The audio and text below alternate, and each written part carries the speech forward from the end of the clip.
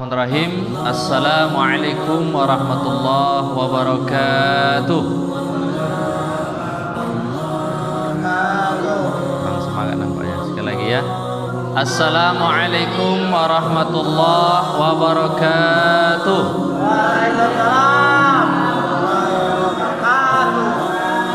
Bismillah walhamdulillah wassalatu wassalamu ala rasulillah wa ala alihi wa sahbihi wa mawala la hawla wa la quwwata illa billah.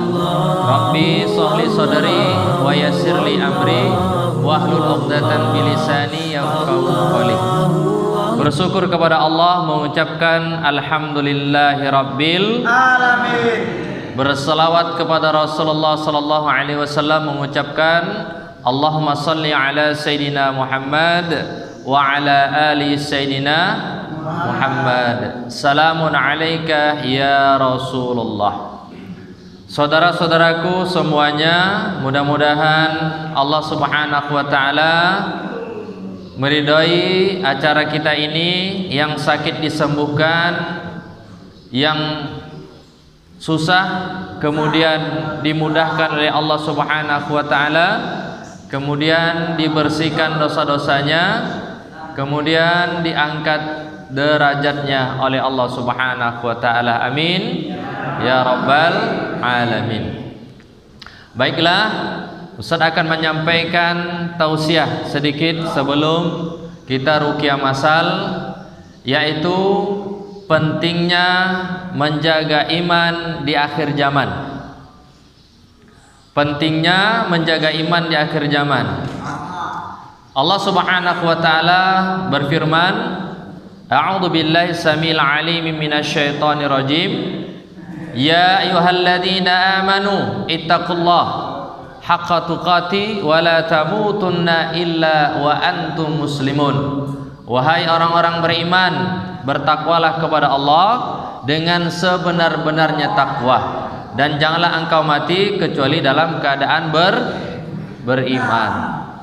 Maka iman itu harus kita tingkatkan kualitasnya.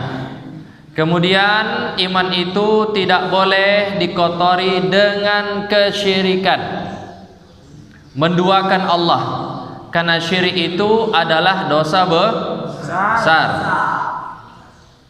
Syirik dibagi dua, ada disebut dengan asyirkul akbar wa syirkul asghar. Syirik besar dan syirik kecil. Syirik besar jelas menyembah selain Allah, patung, kayu, matahari, bintang, bulan dan lain sebagainya.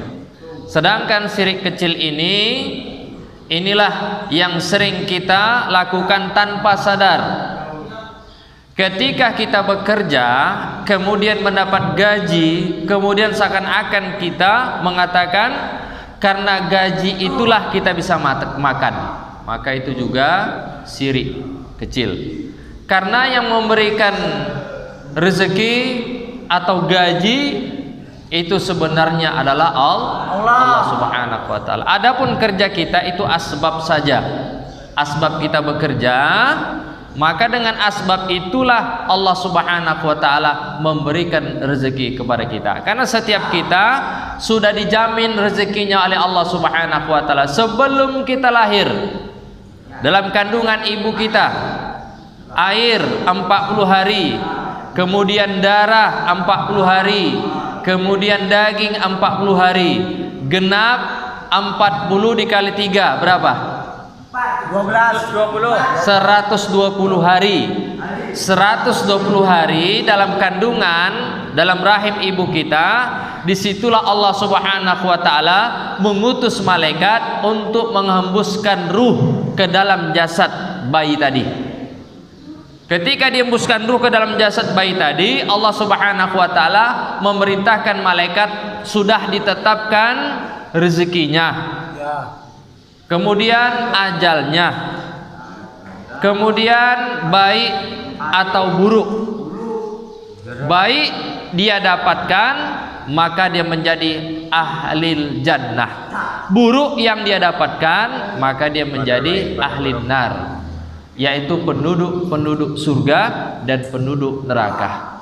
Saudara, ini rahmati Allah Subhanahu wa taala. Maka Nabi jauh sebelum itu sudah menyampaikan, walaupun dokter sekarang menyampaikan manusia diciptakan dari ini, tapi Nabi Shallallahu Alaihi Wasallam punya alat yang lebih canggih daripada itu. Apa itu? Wahyu yang diberikan Allah Subhanahu wa taala. Karena Nabi itu berbicara bukan dengan hawa nafsunya, tetapi karena wahyu Allah Subhanahu wa taala, karena petunjuk Allah Subhanahu wa taala, kemudian dia sampaikan kepada sahabatnya, dia sampaikan kepada kaum muslimin. Padahal di zaman itu nggak ada alat USG, apalagi melihat ya kandungan dan lain sebagainya, tak ada. Atau bidan, dokter, tak ada di zaman dulu. Tapi Nabi tahu itu.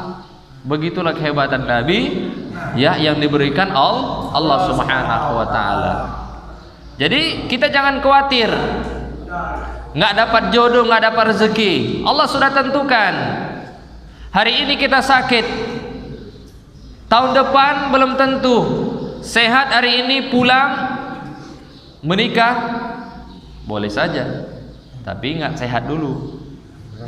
Jadi kalau tak sehat nikah, malam pertama kabur bininya karena mau dicekek.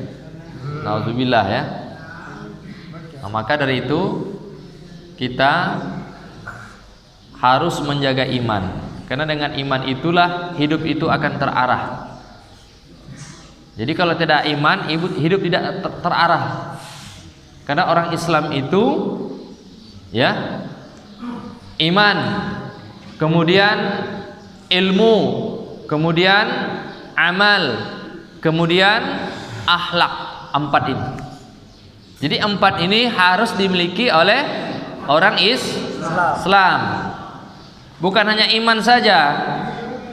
Ya, iman itu juga perlu ilmu. Maka dengan ilmu itu kita bisa menjalankan kehidupan ini.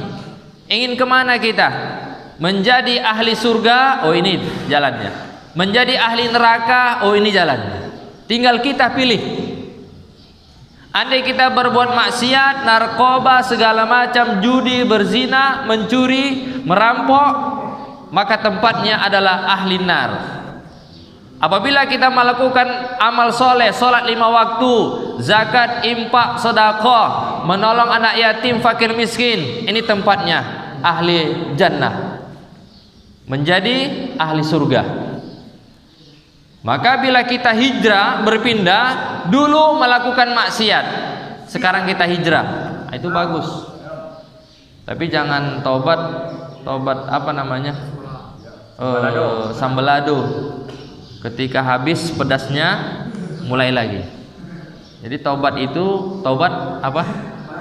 Nasuha, sebenar-benarnya taubat. Tinggalkan semua. Narkoba tinggalkan, zina tinggalkan, mencuri, merampok tinggalkan. Ya. Karena semua itu dapat merusak diri kita. Karena kita datang ke dunia ini sendiri. Ya, sendiri. Pulang kita di hadapan Allah pun sendiri.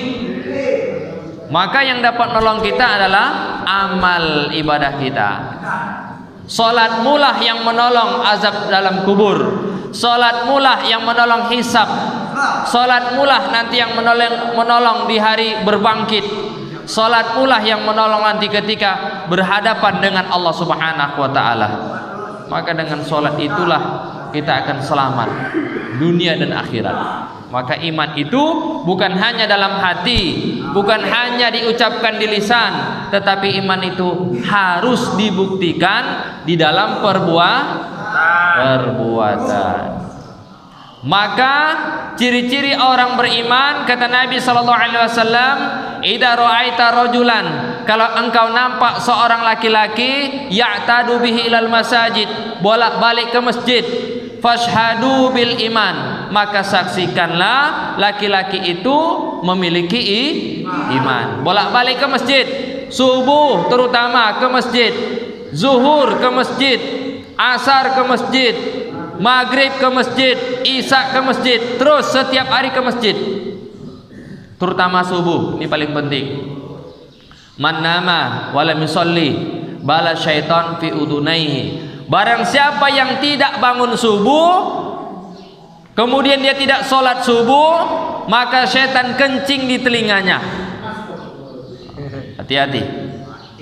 Kalau kita tidak bangun waktu subuh, berarti kita sudah dikencingi setan, menjadi WC setan. Kuping kita ini menjadi WC setan. Nauzubillah. Maka itu harus dilawan. Dengan apa?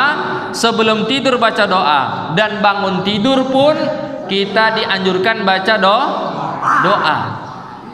Makanya banyak peneliti, seorang dokter, kenapa di bangun tidur itu kita tidak boleh langsung berdiri? Tak boleh, karena darah sedang menggumpal di otak kita. Maka kita duduk sejenak, kita baca doa. Apa doa bangun tidur? Bang. Iya, alhamdulillahilladzi ahyana ba'dama amatana wa ilaihin nusur. Duduk sejenak 3 menit, baca doa. Setelah itu baru berdiri. Karena ada orang ketika bangun bergerak, dia berdiri langsung mati. Makanya kita duduk dulu baca doa baru bergerak. Memang salah satu ajalnya, tetapi kan Nabi setelah mengabarkan kepada kita harus waspada. Dengan apa? Dengan doa. Jadi mau tidur baca doa, bangun tidur baca doa. Karena makna doa itu adalah Allah ya menghidupkan kita kembali dari sejenak mati, kemudian kita kembali kepada Allah. Saudaraku dirahmati Allah Subhanahu wa taala. Kemudian selanjutnya adalah kualitas iman. Jangan kita kotori iman dengan kesyirikan. Percaya dukun jangan. Karena apabila ada orang yang mengaku saya nampak jin, berarti matanya dimasuki jin. Jin kamu adalah jin ifrit. Jin kamu adalah jin sus terngesot. Jin kamu adalah bigu ganjang. Jin kamu adalah kuntilanak. Ini matanya dimasuki jin. Tidak ada seorang peruqyah syariah sesuai dengan Al-Quran dan Sunnah Nabi dia bisa melihat jin. Kata Imam Syafi'i, orang yang bisa melihat jin itu maka batal syahadatnya. Hati-hati. Karena Allah Subhanahu wa taala menyampaikan dalam Al-Quran kita tidak bisa melihat jin, tapi jin itu bisa melihat kita. Maka ya kita membacakan ayat suci Al-Quran itu untuk supaya jin tersebut tobat dan keluar dari jasad orang yang dizolimi. Walaupun jin itu ada Islam, kemudian jin itu ada kafir, tapi ruqyah syariah itu dia tidak bisa melihat jin. Makanya bisa kita bedakan. Ustadz kalau meruqyah ditanya orang, Ustadz bisa lihat jin? Oh enggak bisa, kecuali celana jeans bisa. Tapi kalau melihat jin nggak bisa. Cuman paling energi ya, energi panas, dingin, bentuk wajah, gerak-gerik, gemetar, nangis, muntah, itu bisa ada reaksinya ada. Berarti memang dia diganggu jin. Orang yang diruqyah kemudian bereaksi dia gemetar atau nangis atau muntah atau berontak, berarti Allah Subhanahu wa taala sayang kepada dia. Kenapa? Karena Allah ingin mengeluarkan jin di dalam tubuhnya. Adapun orang ketika dibacakan ayat suci Al-Quran dia diam-diam saja, tidak ada reaksi. Nggak ada apa-apanya Ustaz, biasa-biasa saja. Hati-hati, berarti Allah Subhanahu wa taala sudah menutup hatinya. Karena orang beriman itu kalau dibacakan Al-Quran bertambah-tambah keimanannya. Maka bila orang dibacakan Al-Quran santai-santai wae, kata orang Jawa, podo mawon santai wae, hati-hati. Berarti Allah sudah tutup hatinya. Kalau Allah sudah tutup hatinya, apapun yang dibacakan ayat suci Al-Quran tidak masuk ke dalam hatinya. Na'udzubillah. Hati-hati. Setidaknya hatinya tenang, tentram. Alhamdulillah Ustaz, setelah dibacakan Al-Quran tadi, hati saya tenang, pikiran saya tenang. Nah itu maknanya. Bukan tidak ada rasa. Hati-hati orang yang dibacakan Al-Quran itu tidak ada rasa baginya. Kemungkinan dia tidak pernah baca Quran. Kemungkinan dia baca Quran cuma setahun sekali. Quran ada di rumah tapi tak pernah dibaca. Karena zaman sekarang ini orang lebih banyak melihat HP daripada Quran. Padahal Quran itu ayat pertama apa bunyinya? Iqra. Bacalah. Bacalah, bacalah, bacalah. Maka dianjurkan bagi kita adalah baca. Baru yang kedua menghafal. Baca dulu. Kalau sering kita membaca, insya Allah mudah dihafal. Tapi kalau jarang membaca, ini sulit. Nah, minimal satu hari selembar, 2 lembar, atau nggak sanggup 5 ayat atau 1 ayat, atau ta'awuz aja. Apa itu ta'awuz? A'udzu billahi minasyaitonir rajim. Tapi tak mungkin lah pula cuman itu. Itulah kewajiban kita, harus peduli kepada Al-Quran. Bagaimana mungkin Al-Quran peduli kepada kita sedangkan kita tidak peduli kepada Al-Quran? Jadi kalau kita peduli kepada Al-Quran, niscaya Al-Quran itu akan memberikan syafaat. Di hari kiamat Al-Quran akan memberikan syafaat. Dia akan datang kepada orang yang cinta kepada Al-Quran, yang sering membaca Al-Quran. Oh, ini orang yang sering membaca aku, katanya. Subhanallah. Jadi tidak ada perniagaan yang mulia kecuali orang-orang yang membaca Al-Quran. Saudaraku dirahmati Allah Subhanahu wa taala, maka semua itu didasari dengan iman. Maka pentingnya iman. Kan di akhir zaman ini iman seseorang itu seperti malam gelap gulita. Kaqad'il lailil mazlum, seperti potongan malam. Ketika pagi hari beriman, sore kafir. Pagi beriman, malam kafir. Malam beriman, pagi kafir. Ketika pagi sholat subuh, baca Quran, berzikir. Tapi ketika malam imannya dijual menjadi kafir. Nauzubillah. Jadi iman kita itu dalam hati, karena hati ini berbolak-balik. Ya muqallibal qulub,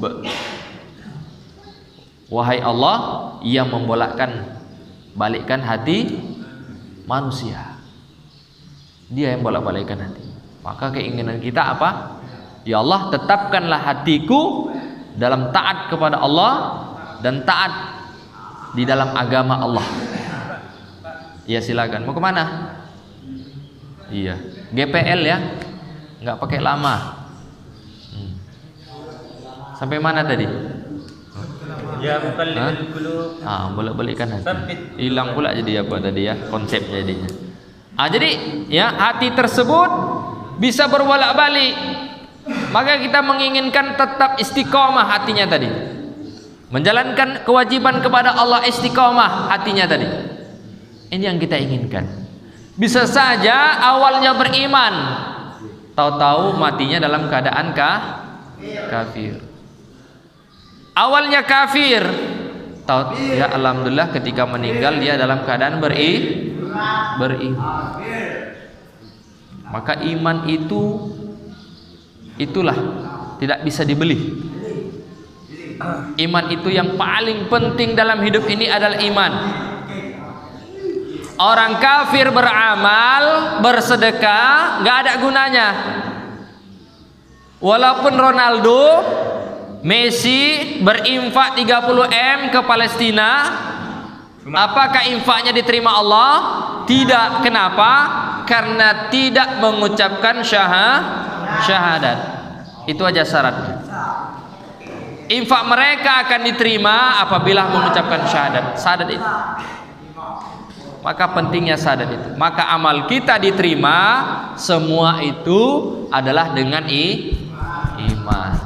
Maka ketika Nabi SAW pulang daripada Isra Mi'raj, dari Masjidil Haram ke Masjidil Aqsa, kemudian dia pulang lagi ke Mekah. Bayangkan, lailan dalam Al-Quran itu bukan satu malam. Kalau al-lailu satu malam, lailan sepertiga malam. Katakan sepertiga malam itu berapa jam? 3 jam, 4. 3 jam katakan. Bayangkan itu. Padahal dari Mekah ke Palestina itu 1 bulan jalan kaki. 1 bulan. Ini naik buruk sepertiga malam kurang lebih. PP. Ini pergi 1 bulan, pulang 1 bulan. Itu kalau jalan kaki dan naik unta. Ini sepertiga malam PP, pulang pergi, bayangkan. Maka di situ diuji keimanan yang benar-benar beriman dan bohong. Maka ketika datang Abu Jahal, min aina antai Muhammad, dari mana engkau Muhammad? Saya dari Mekah ini, kemudian saya ke Palestina, kemudian saya ke langit ke-7, kemudian saya kembali lagi. Kata Abu Jahal, mantap. Mantap apa? Inilah bahan dia untuk membuat fitnah di Mekah. Karena Nabi dijuluki oleh Abu Jahal yaitu kazzab, dusta. Kemudian datang Abu Bakar Siddiq. Wahai Abu Bakar, apakah engkau percaya kepada aku? Aku telah melaksanakan Isra Mi'raj. Kemudian aku pulang. Kata Abu Bakar, sodaktu ya Muhammad. Apa saja yang engkau katakan Muhammad, aku membenarkan. Contohnya dinding ini. Dinding ini awalnya merah, tapi kata Nabi ini hijau. Apa kata Abu Bakar? Ku benarkan, padahal merah. Begitulah keimanan Abu Bakar. Anda dikumpul